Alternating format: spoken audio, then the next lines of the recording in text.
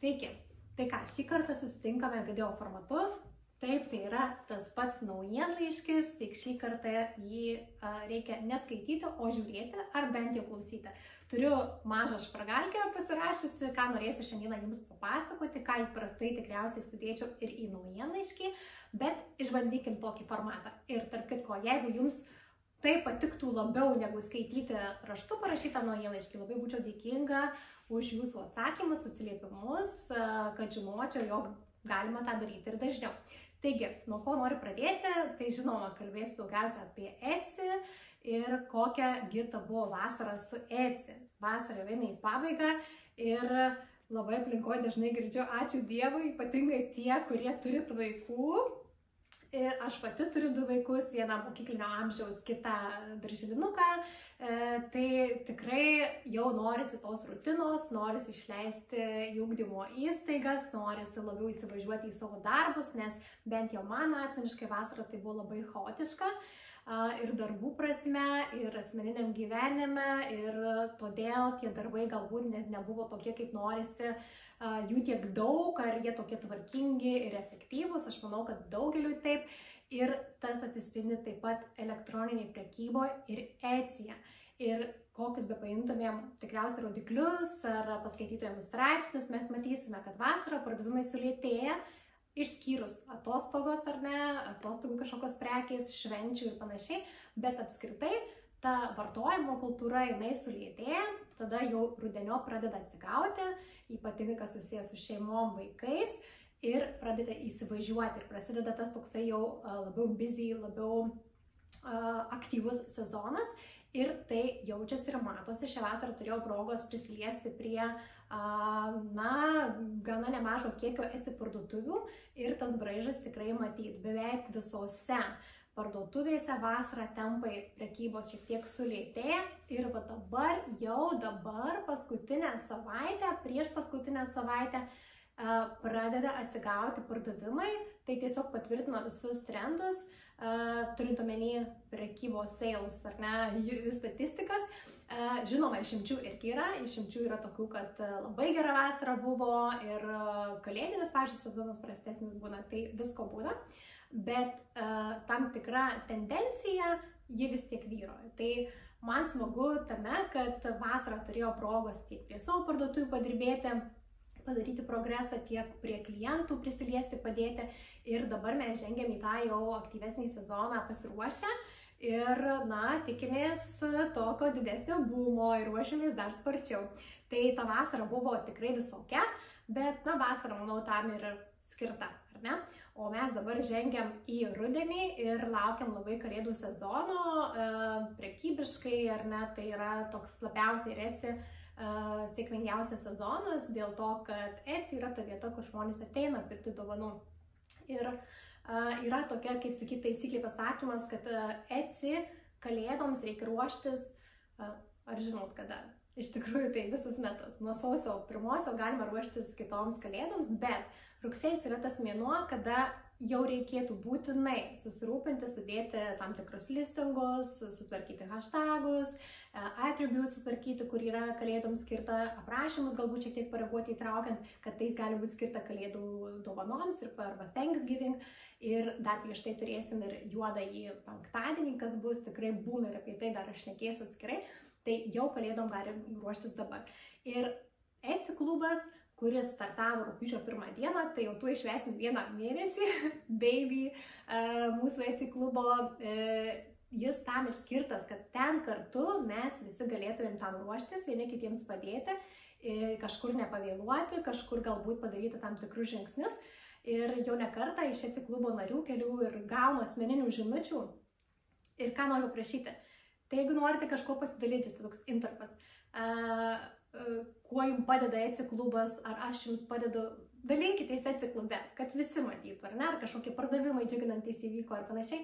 Tai Etsy klubas esu gavusi kelias žinutes, kad jis atrodo kaip komanda. Ir aš dėl to labai džiaugiuosi, kad jūs matote Etsy klubą kaip komandą, nes dažnai Etsyje jūs dirbate vieni. Aš pati savo versle ilgą laiką dirbau viena ir dabar, sakyčiau, kad aš viena darau savo Etsy verslą, bet turiu, kas man padeda šiek tiek siūlų suvyti, kada reikia užsakymus įvykdyti. Dabar ir dukterė čia mano praktikantė bus ir padės man ir pakuoti ir panašiai, bet iš esmės aš esu kaip ir viena ir daugelis iš jūsų esate versle vieni. Nors yra ir komandinių, yra ir įmonių, bet čia mes galim būti ta komanda, kada jūs esate vieni ir jums reikia pasitarti, ar ne? Tai labai dėl to džiaugiuosi.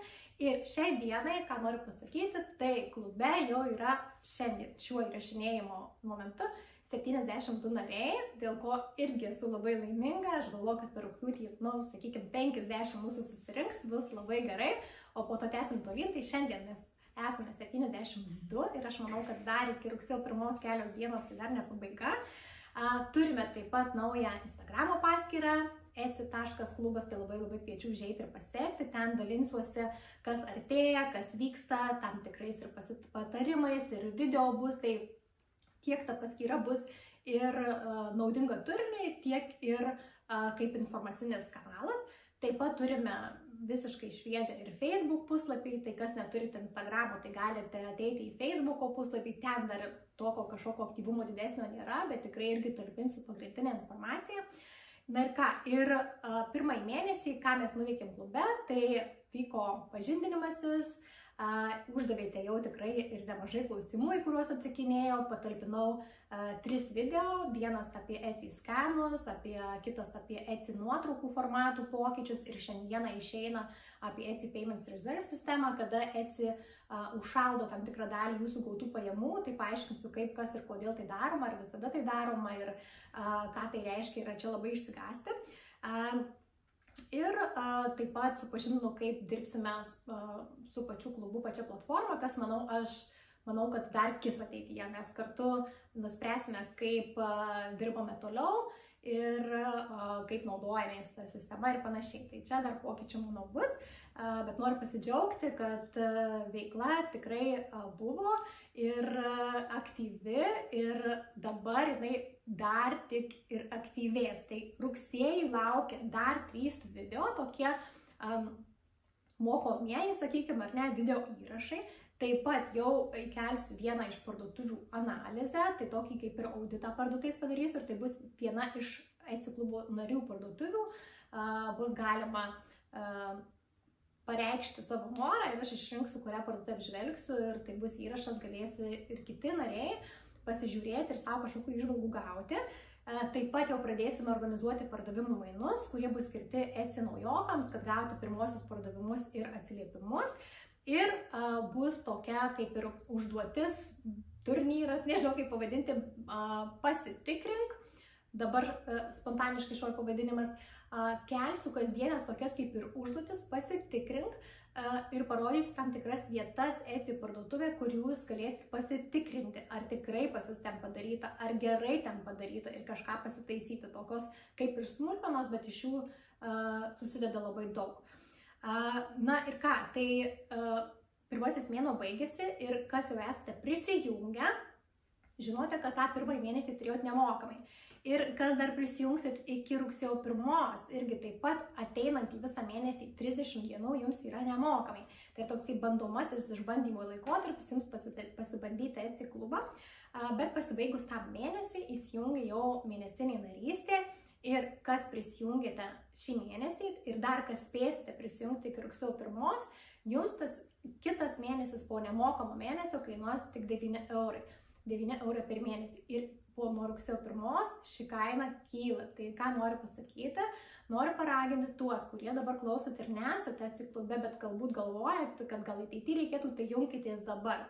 Junkitės dabar iki rugsėjo 1 dienos, tai visą rugsėjį, galima sakyti, dar turėsite nemokamai, o po to jums tik 9 eurai bus per mėnesį, nes nuo rugsėjo 1 bus jau 14 eurų. Tai jeigu prisijungsite jau vėliau, tai jau nebe 9, o 14, galima suskaičiuoti 5 eurai per mėnesį, per metus 60 eurų sutaupom, ar ne? Tai labai kviečiu prisijungti, narystė yra nieko neįpareigojanti, jūs neprivalote kažką kelti, reikštis, galite būti tylusis narys, tik tai žiūrėti ar ne, skaityti, mokytis, domėtis, jeigu norit reikštis, galit klausti, rašyti, susipažinti ir bus ir gyvi susitikimai ir dalyvauti, bet iš esmės narystė yra nieko neįpareigojanti, galima bet kada iš jos išeiti. Tai jeigu matysit, pabūsit 3-4 mėnesius ir jums nepatinka, arba tiesiog neaktualu, galite tiesiog ir išeiti. Tai noriu pakviesti jūs ir tikrai ne visi esate ECI klube, nes šį įrašą turėtų matyti žymiai daugiau žmonių negu 72, tai būtinai prisijunkite iki rugsėjo, nes jeigu bent kiek aktualu, tikrai manau, kad tie 9 eurai po to, ar ne, jums atsipirks žymiai daugiau, nes, pavyzdžiui, tokios paskaitos, kurios bus įkeliamos, jos įkelsiu ir atskirai, kurių galėsite įsigyti, jas ir matyti ne ECI klubo nariai, bet jos kainuos daugiau negu tie 9 eurai per mėnesį. Tai va, tai pardaviminė vieta šito vieta yra baigta, bet privalau apie tai jums papasakoti, ar ne, tai yra, visi suprantam, kad tai yra klubas, veikla, augantis klubas ir tuos formalumus noriu jums išsakyti ir kad būtų tiesiog aišku. Tai labai lauksiu jūsų prisijungiant ir, na ką, užkurkim tą rugsėjį, užkurkim naujo sezono pradžią ir aš manau, kad turėsim labai daug gražių sėkmės istorijų, o jas kur papasakoti irgi bus kur, bet truputėlį atskleisiu vėliau, nes tai, ką dabar papasako apie ECI klubą, tai tikrai yra ne pabaiga, kas jame dar vyks. Na, ir dar viena dalis šio naujienlaiškio, čia skrolinam žemyn, brūkšniukas, ar ne, nauja nuotrauka ir kita dalis. Tai noriu papasakoti ir pareklamuoti kartu laisvadarbius. Tikriausiai esate jau girdėję, kas ne, tai Instagram'e yra grupė irgi paskyra laisvadarbiai, ją veda Indrė Širkienė, mano nuomonė viena profesionaliausių Lietuvoje socialinių tinklų mokytojų ir coacherių. Ir jie organizuoja būtent laisvadarbių konferenciją, tai yra kaip ir judėjimas tų žmonių, kurie dirba savo, galbūt dabar dirba dar ir samdomą darbą, bet kartu ir dirba savo. Ir nori dirbti savo, yra freelanceriai, kažkokios, galbūt specialistai, arba verslininkai, pardavėjai, produktų kūrėjai. Ir laisvadarbiai yra apie tai. Ne? Ir rugsėjo 29 dieną organizuojama laisvadarbių konferencija Vilniuje, Tech Cityje, jeigu neklystu. Ir šioje konferencijoje bus tikrai labai daug nuostabių pranešimų įvairiomis temomis apie klientus, apie pasitikėjimą, tam tikrų ir formalesnių sričių. Ir taip pat bus networkingo vieta, sritis, dalis, kur bus galima vieni su kitais susipažinti. Tai būsiu ir aš pati toje konferencijoje, tikrai labai jos laukiu. O ECI klubas tapo pagrindiniu šios konferencijos rėmėju. Taigi dar tikiuosi sustiprinsim laisvadarbių judėjimą, nes ECI klube yra be galo daug laisvadarbių ir bus, manau, dar daugiau. Tai kas dar nesat užsirezervavę bilieto, žinau, kad berods likę apie 20 bilietų, tai eikit į meslaisvadarbiai.lt arba susiraskite Instagram'e laisvadarbių paskyrą ir įsigykit bilietą. Ir jeigu būsite, galim ir mes susinetworkinti, nes labai mažai jūsų esu mačius ir pažįstu gyvai. Tai bus proga pabendrauti, atsigerti kartu kavos, gal pasidalinti kažkokiom idėjom, mintim ir panašiai. Tai labai jūsų lauksiu ir ten.